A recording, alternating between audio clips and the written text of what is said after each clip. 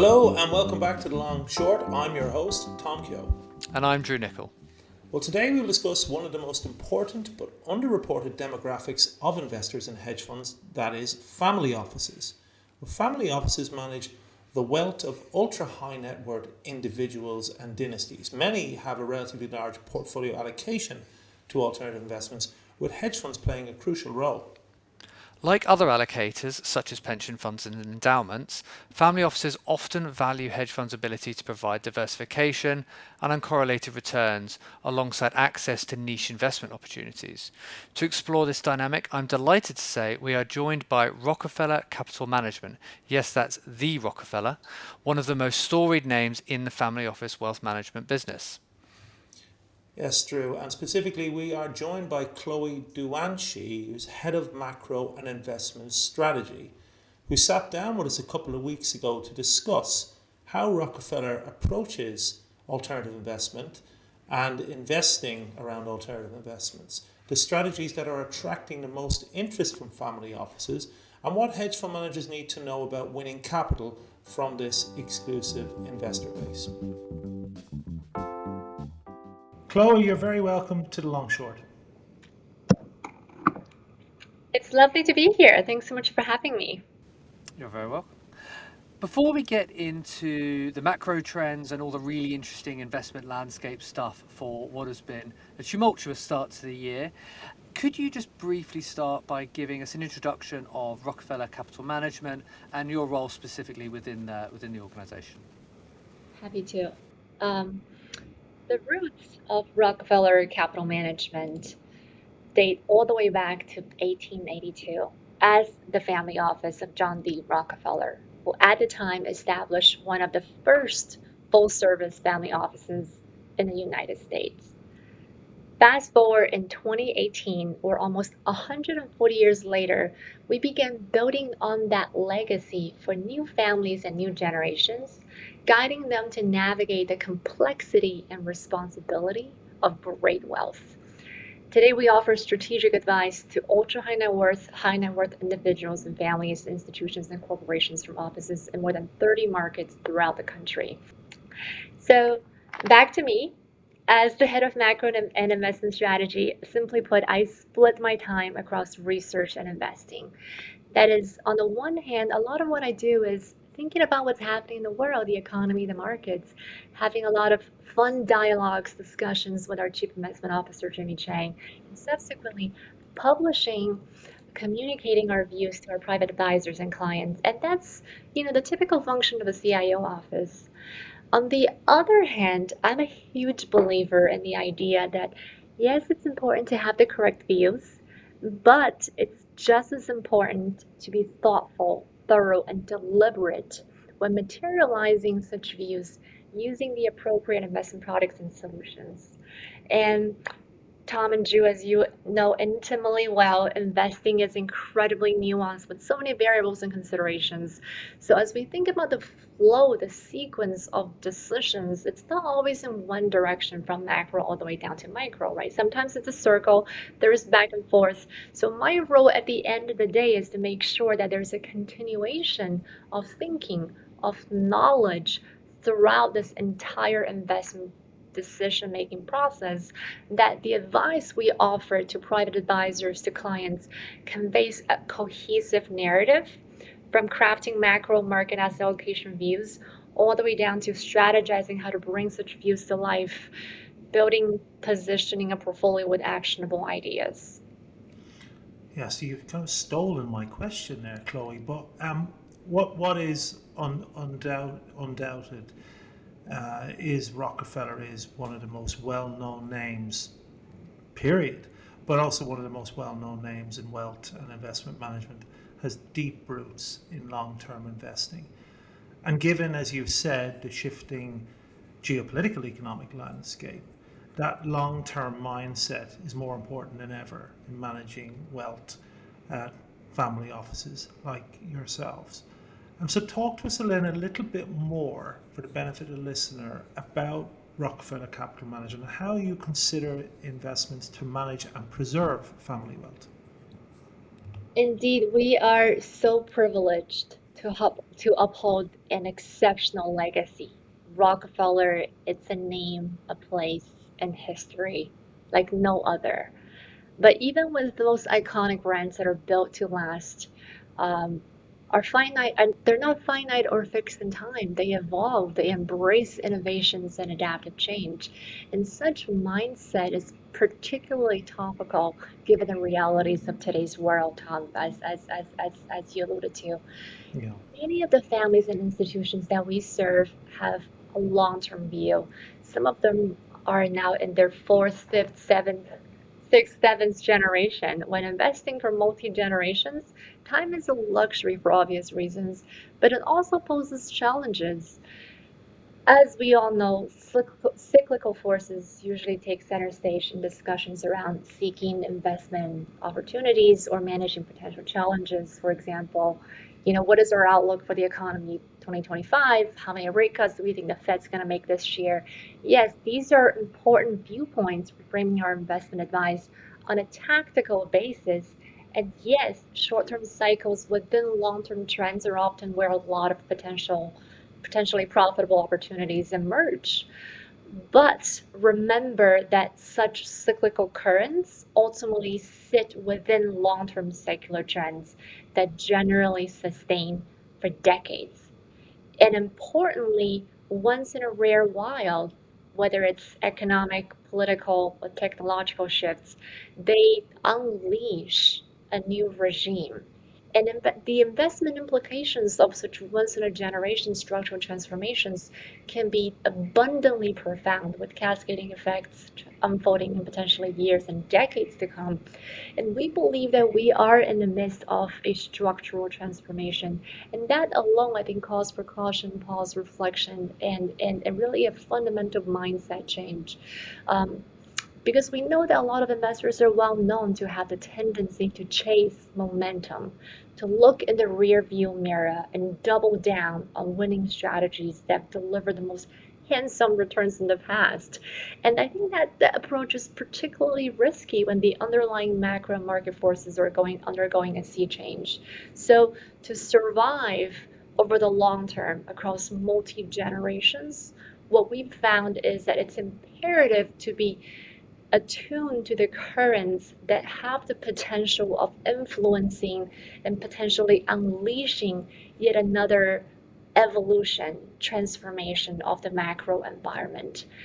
Having studied multiple macro regime changes in history, what we've found is that it can turn out to be potentially quite profitable if one can be correctly aligned with their portfolios, with the general long-term directions the world is traveling. So that comes down to just being able to identify, ideally earlier on, such once in a generation inflection points in such long-term trends. And by the way, these inflection points don't happen overnight. They're usually the result of existing economic, political, and social dynamic pressures that had already been simmering for quite some time. So to summarize, I think long-term success in investing, in our review, comes down to a combination of daftly navigating cyclical currents while aligning ideally proactively with changes in secular trends. You touched on it a little bit there, but if I could just ask you to expand on what you were saying about your philosophy when it comes to asset allocation, because naturally an organisation such as yours will not have survived half as long as you have, or serviced families as long as you have, without a particularly robust way of evaluating risk when it comes to constructing client portfolios. So could you just go a little bit further when it comes to talking about your philosophy? Sure, yes. Earlier on, Drew, we talked about the importance to innovate and adapt. It's been 7 decades since modern portfolio theory was first developed. A lot has changed since then. So by design, we don't look at the world through the traditional lens of asset classes. Maybe that's a little provocative, but instead we've adopted this economic exposures framework.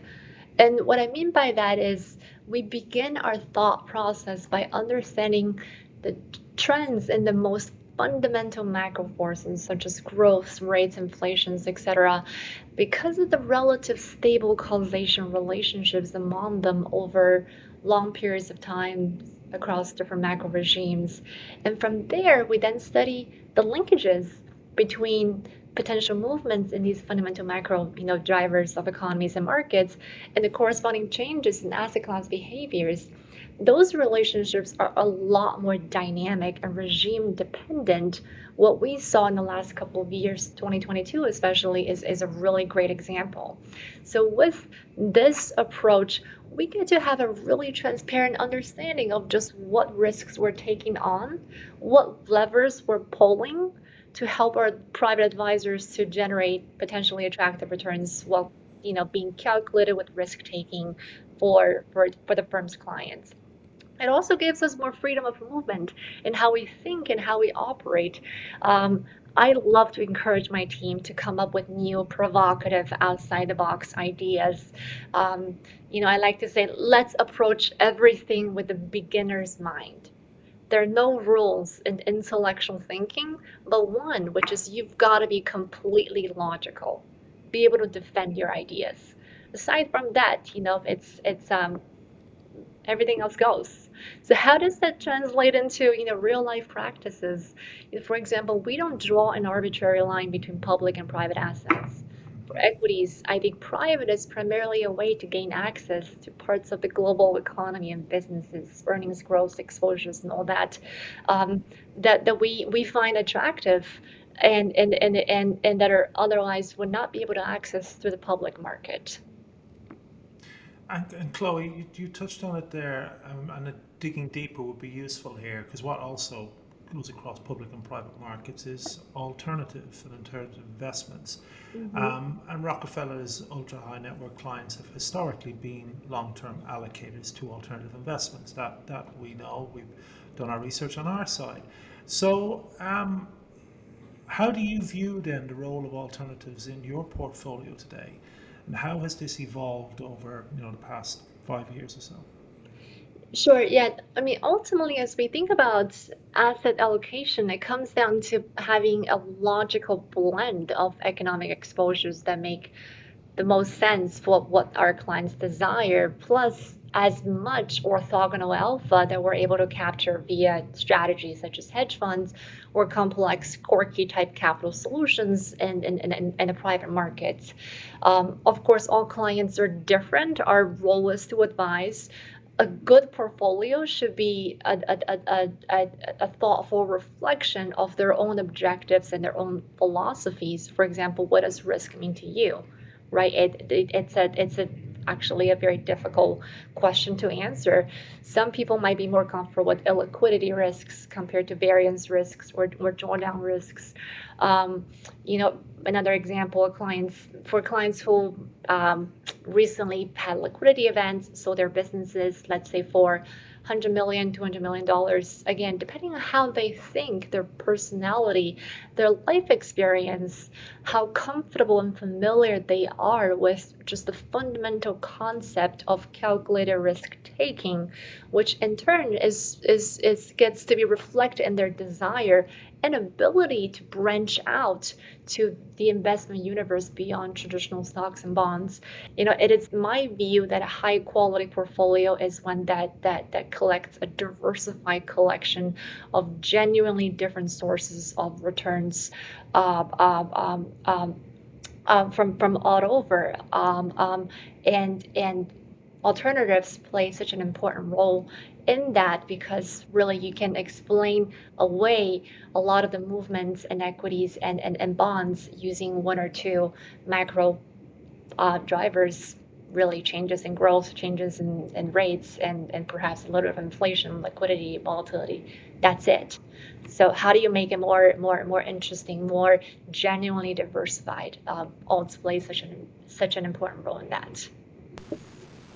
You mentioned your clients there, and your point is well taken that I imagine they would all consider themselves to be unique, and maybe you consider them all unique as well. But if I could ask you to sort of sum up their views as much as possible in terms of how they are looking at asset allocation in the current environment specifically. Yeah, sure, of course. I think, um, as I just mentioned, I think the behaviors of most asset classes can be explained away with changes in growth expectation, changes in rates, and because uncertainty in growth and uncertainty in rates have been in competition in the past couple of years to be the dominant driver of markets, right? Just think about 2022 versus 2021 versus 2023. It's we've had back and forth quite a bit. And if you think about a market that's dominated by growth uncertainty is behaves very differently, i.e., bad news is bad news, good news is good news, versus a market that's dominated by rate uncertainty, i.e., bad news is good news, and vice versa. So there's been the focus in designing asset allocation in the current environment that is making sure that clients, investors are resiliently positioned as market narrative has been shifting back and forth between growth focused and rates focused. Um, and, because inflation acts in some way as the linkage between growth and rates, i.e., when growth becomes too good, you start worrying about rates getting too high, right? And vice versa. So what happens to inflation, especially given the policy backdrop, for example, higher tariffs, a lot of these noises that we're paying attention to nowadays, I think that holds the key to asset allocation positioning at the moment. One caveat that I would just throw out there, I think it's important to look through the daily noises and have a pretty solid view with an open mind in terms of where things may be heading over the medium term. Yeah, very sage advice. Chloe, turning to hedge funds specifically, given we've seen it in the news in various dispatches over the last month, there's been that renewed debate around performance net fees and criticism of costs related to hedge funds. How do you approach these strategies as part of a holistic asset allocation strategy, factoring in the totality of fees? I think that within the framework of asset allocation, the focus is a lot less on the fees themselves, management or performance, but rather on a net of fee basis, which is really how we think about everything. What are these hedge fund strategies really bringing to the table? Again, going back to what we consider a high quality portfolio, it's got to have a diversified collection of genuinely different return sources. So it needs to be something unique. It needs to be something that's not replicable via commoditized equity bond beta exposures. If the recent strong performance within a subset of hedge funds has been primarily driven by good performance in the equity market, i.e., closet equity beta, that's potentially a lot less impressive in my view versus the genuine alpha that's truly orthogonal to other sources of returns in a portfolio. So it's about what are you really bringing to the table? Is it the goodies that I can't find anywhere else, or is it just cheaply commoditized beta? And I think there's a very fundamental difference between the two. Yeah, so you think about it in terms of, like you say, commoditized beta, closet beta, and then where you have that alpha, I guess, and where that forms as part of any pyramid when it comes to fees, and what you pay is what you get for. Yep. Um, let's pivot a little bit. That's very useful, Chloe.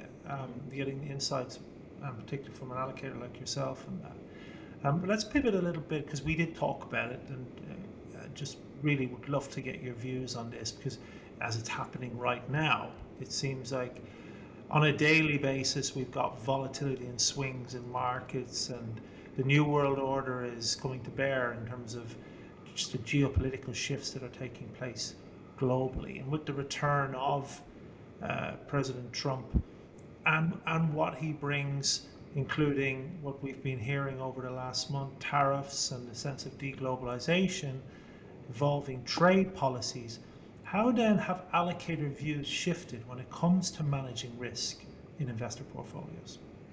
Yeah, I think tail risks have certainly risen with a wider range of policy outcomes. Our focus is on understanding what is temporary, what is here to stay.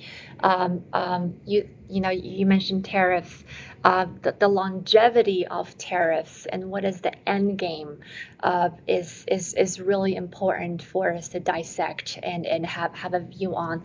And you've certainly seen very different responses coming from Canada, Mexico versus China. And I think that there's a lot of underlying currents in terms of the relationships among these global leaders.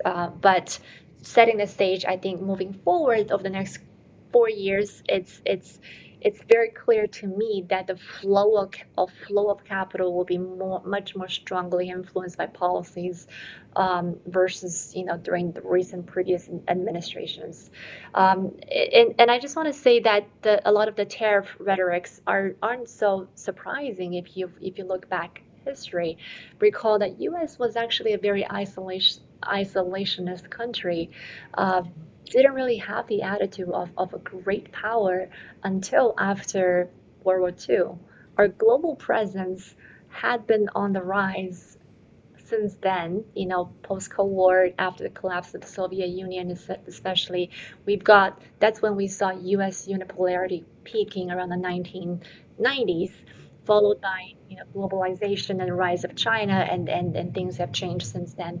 I think today it's becoming clearly a much more multipolar world, and global order led by a few powerful countries, including the US and China, maybe Russia, India, in the mix. I think it's clearly shifted with these major powers pursuing regional ambitions, which is important as you read between the lines. You see how the interactions between Trump, Putin, and Xi Jinping. Um, Recognizing such simmering pressures and contemplating their political consequences, I think that's the key to potentially leading to profitable investment decisions. If one is able to identify countries and regions that are more insulated from rising political instability, or being able to capitalize on these shifting global um, um, alliances and come out better. I think India, for example, is a really good example of that. On a related note, just think about gold. I think I personal view, I think gold is in the early stages of yet another bull market backed by this relentless central bank buying as many countries seek to reduce their dependence on dollar and euro, just given the increasing fragmentation globally. So as we think about how to navigate this new multipolar world, gold is one asset class Interesting. that's at the top of my conviction list. That's really fascinating, actually, and I don't envy you and people in similar roles. I know there are others out there that are uh, pivoting to safer assets as well, sort of quite prominent players. But of course, the geopolitical shift, as you very articulately put it, is but one lens of which you must look at the world and markets and asset allocation. And of course, we can barely get through an episode of The Long Short without talking about AI and, as you say, you mentioned policy-driven outcomes and sort of other mega trends that are out there in the financial and political spheres.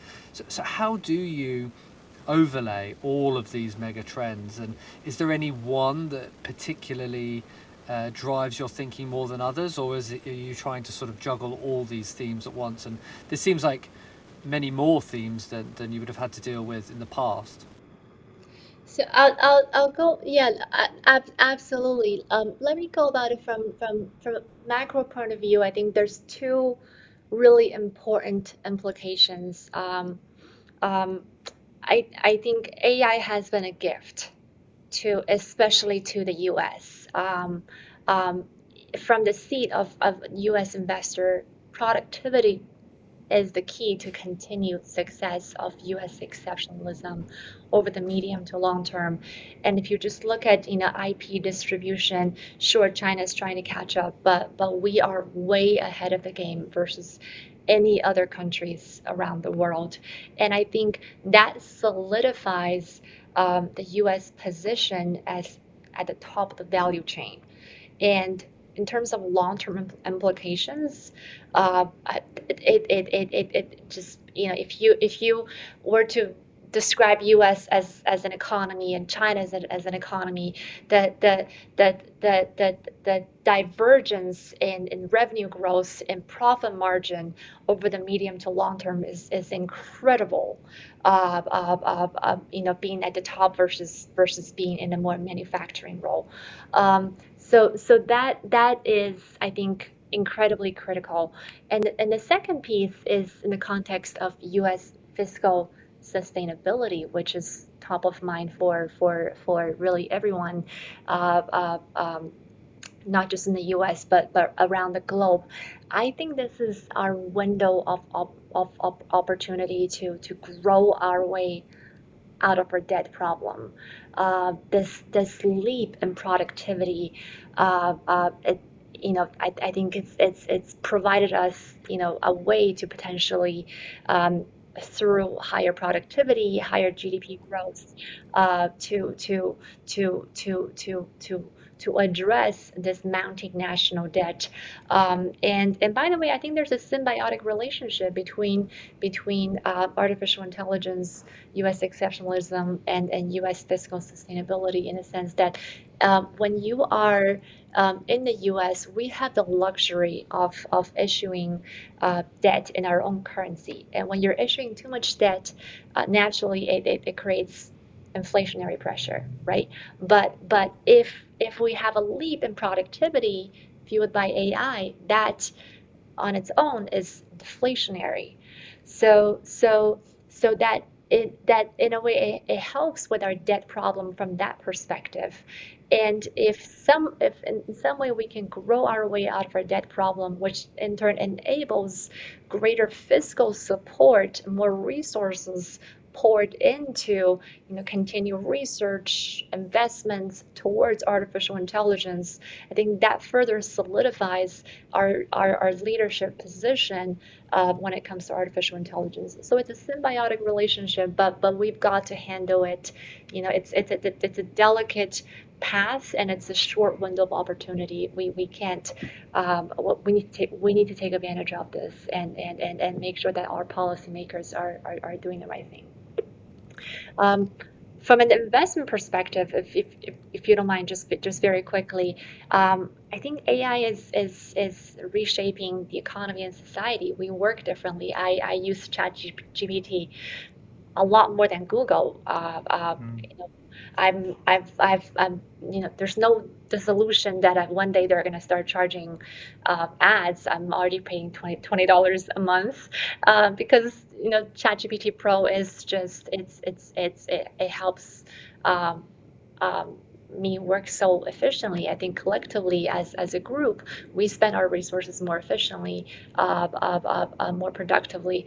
There will be disruptions along the way, but I think it presents a great source of organic growth, which is timely. Going back to our alternative investment topic earlier on, I think private equity, right? It's going through a phase of self reinvention. It's got to Mm. pivot given the rate environment from the financial engineering of higher IRRs through large LBOs to genuine value creation, building better companies. And I think AI, operational efficiency, all of these things are critical to these private equity firms achieving success at different stages across buyout, growth equity, and venture. So I'm Yeah, let's pretty, reflect a yeah. moment. Oh, sorry, Chloe, go ahead. Oh, Just and before I cut was you just off gonna there. say I feel quite optimistic You do. about Okay. about the future. Yes. Very good. Well, it's an interesting time for sure, and maybe an opportune time to plug as well our survey that we're doing at AIMA on Gen AI and how that is shaping and thinking about how, and certainly how hedge funds are thinking about using Gen AI. More of that, though, over the coming weeks. Survey has just closed, but we will have some results around that very, very soon. But if I may, Chloe, you touched on it a little bit, but we could dwell for a few moments on private markets and what your view is on that, particularly, as you say, with the higher for longer interest rate environment. Private markets are expected to remain very attractive to investors. So, what is your take on how you see the remainder of the year playing out in asset classes like private credit and more generally for private markets? Yeah, yeah. Um, Well, I think the market might have overreacted a little bit. I don't know when this podcast is going to be published, and maybe markets have changed since then. I disagree with the three rate cuts that's currently priced in the market. I think we've overreacted a little bit. I'm in the camp that the Fed is not in a rush to cut rates. As long as the economy remains constructive, inflation pressure remains relevant. So given that the backdrop that Tom you've mentioned, it remains a very beautiful environment for private credit, which has since 2022 become this darling among investors for obvious reasons, the bank retreating, lack of liquidity, all of those things. But going forward, I think it's important to invest with greater nuances as within private credit, right? With the explosive growth that we've seen and that's likely to continue, I think it's only natural that certain strategies, often the most popular ones, inevitably evolve into primarily commoditized beta. So such dynamics, I think, call for continued search on our part for tomorrow's rising star, newer, more innovative strategies within the private debt space. Tactically speaking, with IPO market opening up, I think there's enormous potential for asset-backed financing. But on a more strategic basis, I think that the more opportunistic off the beaten path private credit strategies where the returns is not just solely beta but has a lot of important alpha component. I think those are the ones that have staying power, and somewhat more insulated from the fluctuations in base rates. And could I just ask a follow-on to that, actually? Sure. When you think about private credit and private markets, to what extent are you getting demand or interest from your underlying clients or questions around these asset classes? I know that private credit in particular seems to have come a long way in even just the past few years in terms of people's perception and sophistication in their understanding. So are you getting an increasing amount of interest in basic questions on that topic? I think just given the somewhat challenging valuation in the public equity market, obviously things have shifted a little bit. It seems like the U.S. is not the only game in town, and that's translated into some positioning shifts that we've seen in the last couple of weeks in the public equity market. Um, uh, it's natural that people seek certainty and high probability of success Mm. as part of their portfolios to improve or ensure resilience. And with private credit, whether it's beta, which I believe is going to be remain money good, especially given the macro environment, or the more interesting, more alpha-driven, opportunistic type strategies, all of those translate into very very interesting carry with steadiness and great insulation from fluctuations in what's happening on the growth side of things. So it's an important, it remains an important role in the overall construction of a portfolio. And uh, I would just say that it's especially if you compare that with what's happening in the public bond space, which, let's say they're all income generating, right? You have the front end, let's say, somewhat anchored. Yet as you go further out on the yield curve, the Trump administration is highly incentivized to keep rates as low as possible, and that's where they can, play with yields a little bit. And we've seen through, let's say, Treasury issuance composition, they're doing a lot of things to keep yields, long end yields, as low as possible.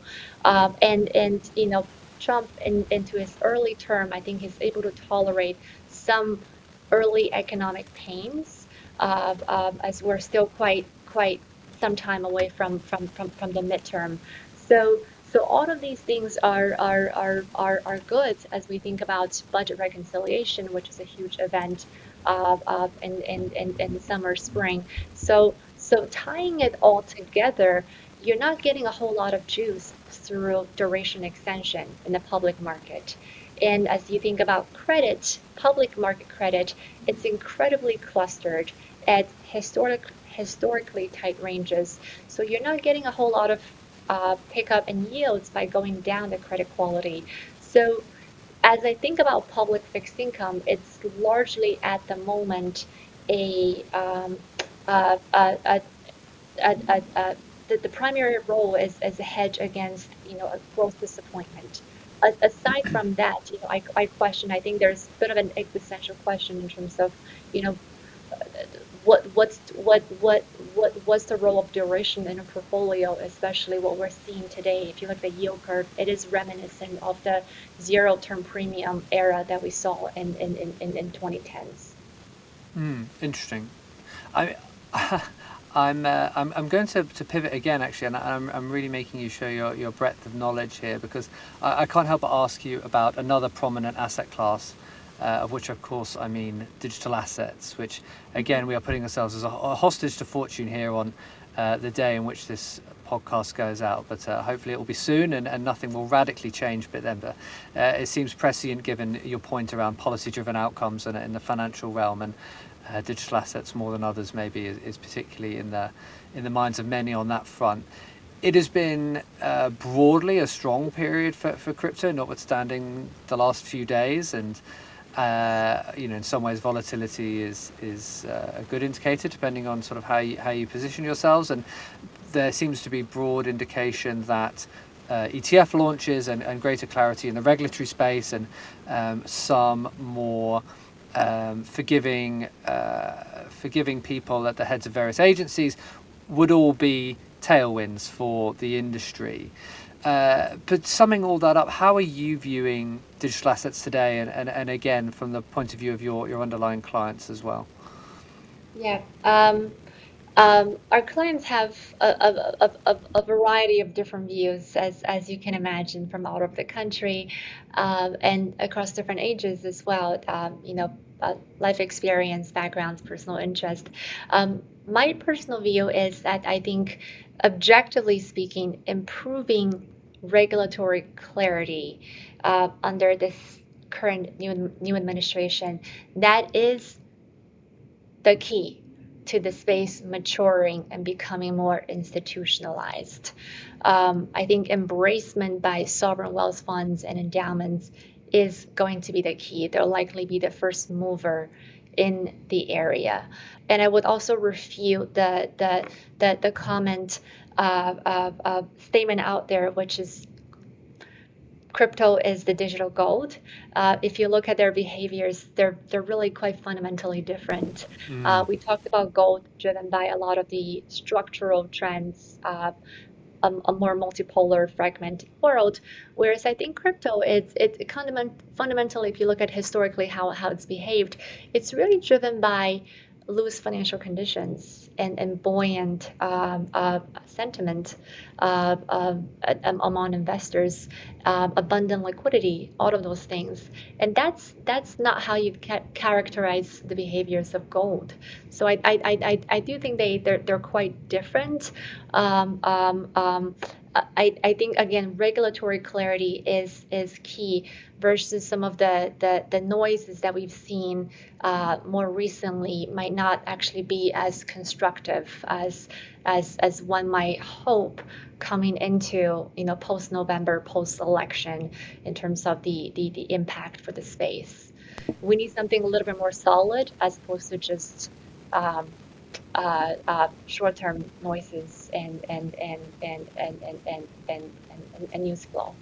I'm inclined to agree with you on your point about digital gold, and I'm sure that will get us in trouble with some people, but it does seem to bear out the thesis at least. And Tom was able to sneak in a shameless plug about our AI research, so I can't help but doing the same thing for our crypto research, because we're about to launch or we're soon to launch our new crypto report, which comes out every year, and you made the point about regulatory clarity, and that has been an extremely prominent finding for several years now. This is our report with PwC, that regulatory clarity really is the cornerstone of what will drive this industry forward, and it'll be very interesting to see the extent to which the fund managers that respond to this year's survey think that that has improved or not, and we will, I'm sure, come back to that topic at that time.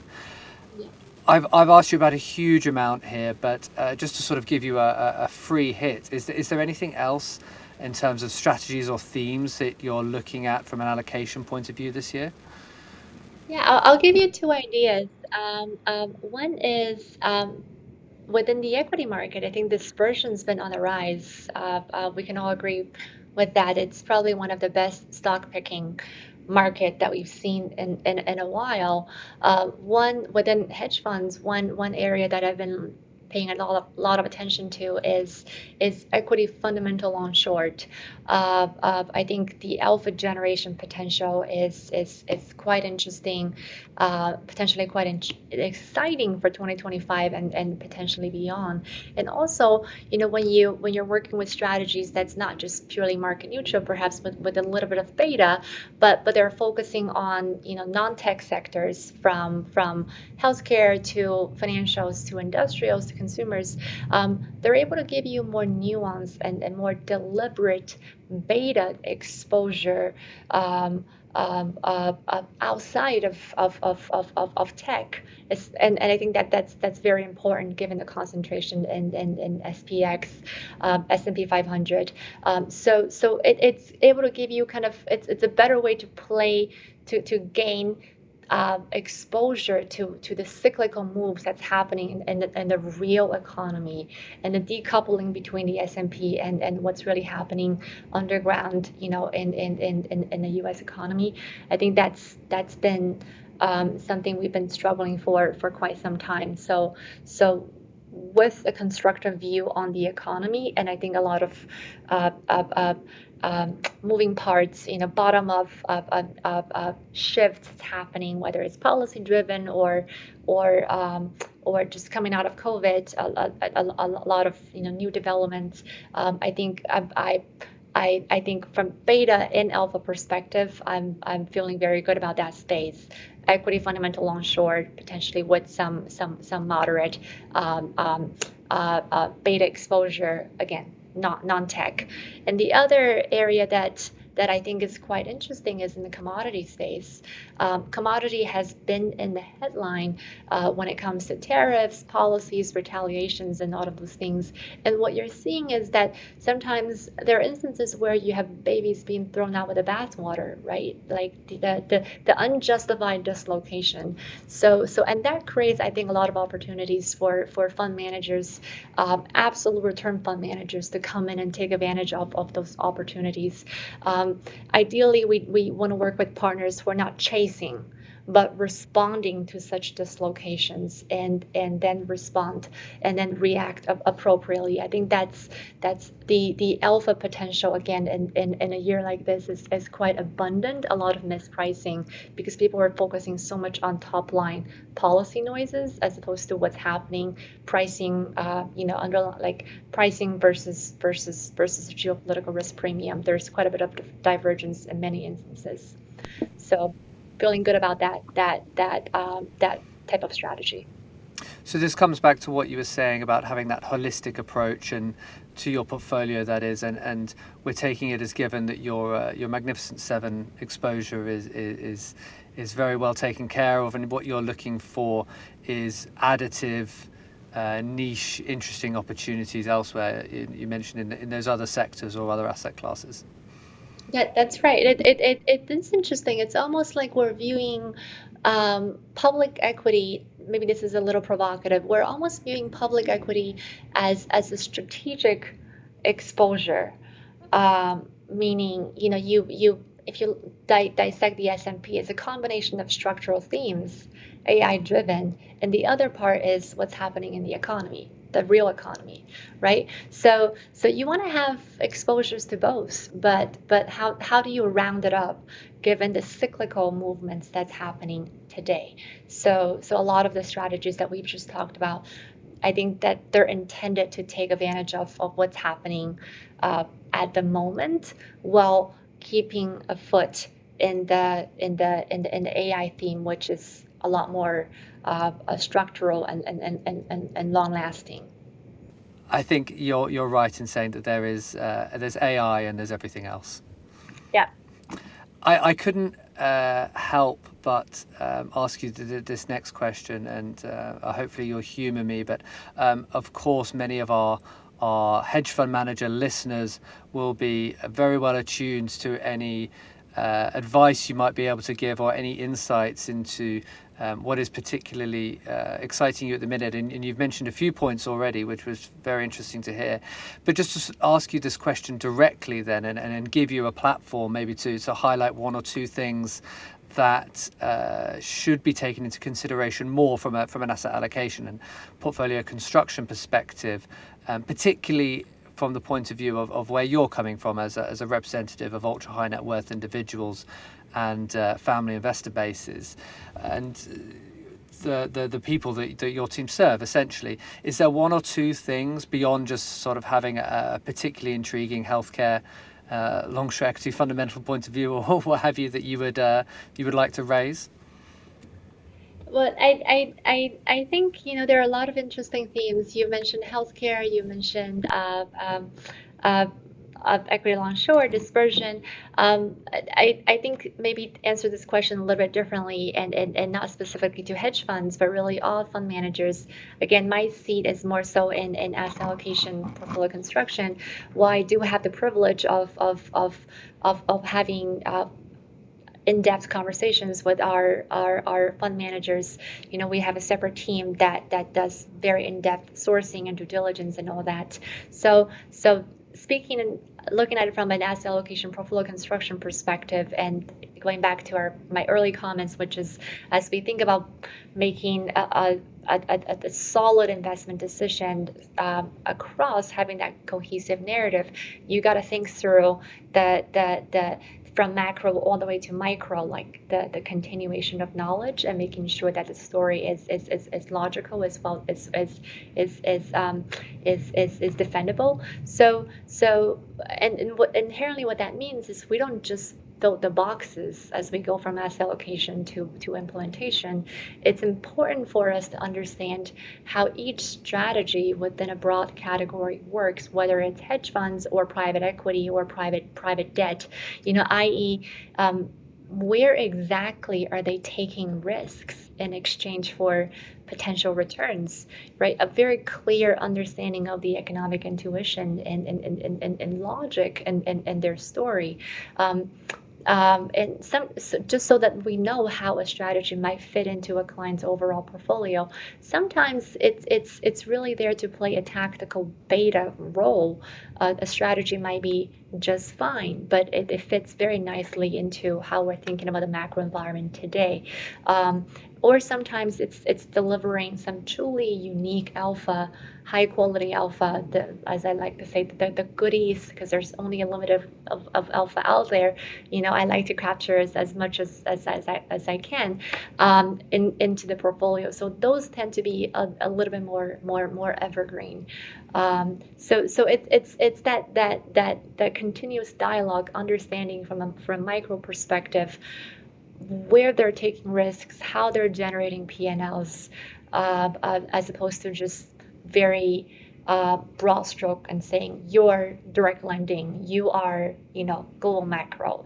I think you got to get a little bit more nuanced to feel comfortable when it comes to bringing these strategies into a portfolio. What exactly are they bringing to the table? I think you mentioned right at the beginning of this conversation that your day is spent having very interesting conversations, and I think that's come through a lot in this episode. And an important subtext to all of this is the importance of networks, and be that your investor network or your network of fund managers across public and private markets. And of course, part of the reason we know you is that you are a member of AIMA's Global Investor Board, which, for those that don't know, is very simply trying to bridge the gap between fund managers, GPs, and investors, LPs, and facilitate an exchange of information and best practice, and most importantly, encourage the best possible alignment of interests, which I'm sure is something that is close to your heart. So if I could you just articulate, I'm sure a lot better than I could, the importance of networks like AIMA's GIB and how that contributes to making your life a little bit easier? I love these networking events, especially the ones organized by AIMA, because it's so intentional and it's really high quality participants. The greatest benefit that I gain from being part of this network is the ability to engage directly and then transparently, sometimes with no agenda, just to understand, what these fund managers are thinking about today. And oftentimes they're a lot less macro, but they're thinking about things much more from a bottom up perspective. And I use that as a test to compare and contrast and how that fits or not with my top down view, right? Like, where are they seeing opportunities in the trenches? And obviously there are linkages between the dynamics there, the opportunities there, versus the overall global macro environment. So I think of these networking events as a it's a great educational process for me, experience for me to be able to hone my views and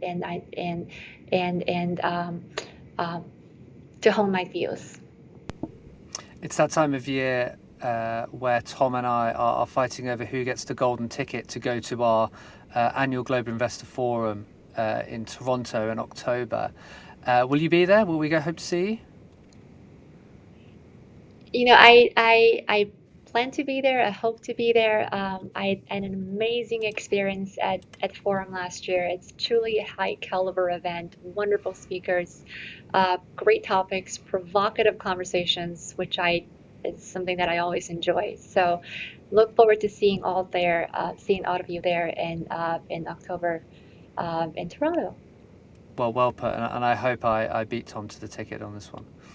Well, as I say, you've been incredibly generous with your time and taken us through a huge number of topics. I don't know how you keep it all in your head, but it's very impressive and extremely informative. And we always value hearing from investors such as yourself. So all that is left is to thank you ever so much for joining us on The Long Short. It's such a pleasure. Jude, thank you so much for having me.